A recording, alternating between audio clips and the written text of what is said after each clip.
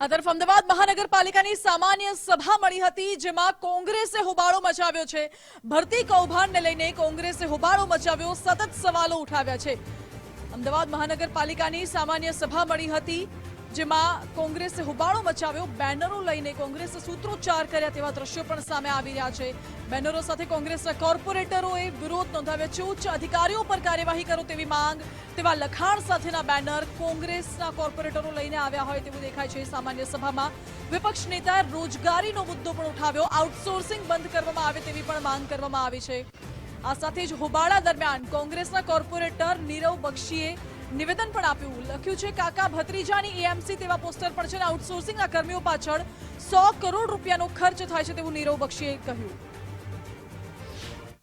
Ahmedabad municipal કોર્પોરેશનનું વહીવટી પાંખ અને સત્તાધારી પાંખ જો અમદાવાદ મ્યુનિસિપલ કોર્પોરેશનના ભરતી કૌભાંડનો મુખ્ય અડ્ડો બની જાય તો એ ખૂબ જ શરમજનક બાબત છે।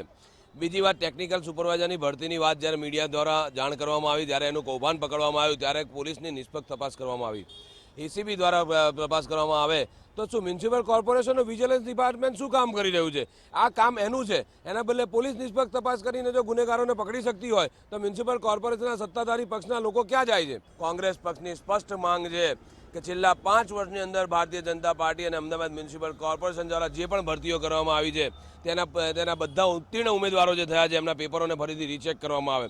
જે ભરતી કમ્પાઉન્ડની વાત છે એ અમે જ આપની સમક્ષ મૂકી હતી અને એની અંદર પોલીસ ફરિયાદ પણ માન્ય કમિશનર શ્રી જોડે થઈ છે। એના આધારે જે કાયદાકીય કાર્યવાહી છે એ ચાલુ છે। આજે બોર્ડની અંદર વિપક્ષે એમની વાત મૂકી, પણ બોર્ડની ગરિમા જળવાય એ રીતે બોર્ડની ગરિમા જળવાવી જોઈએ।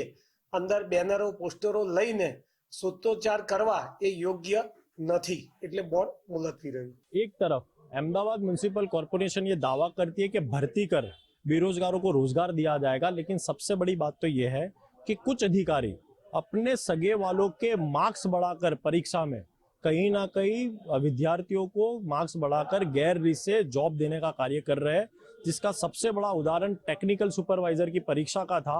उस परीक्षा में एक क्लार्क ने उसके सगे वालों के मार्क्स बढ़ाकर उसे भर्ती किया गया।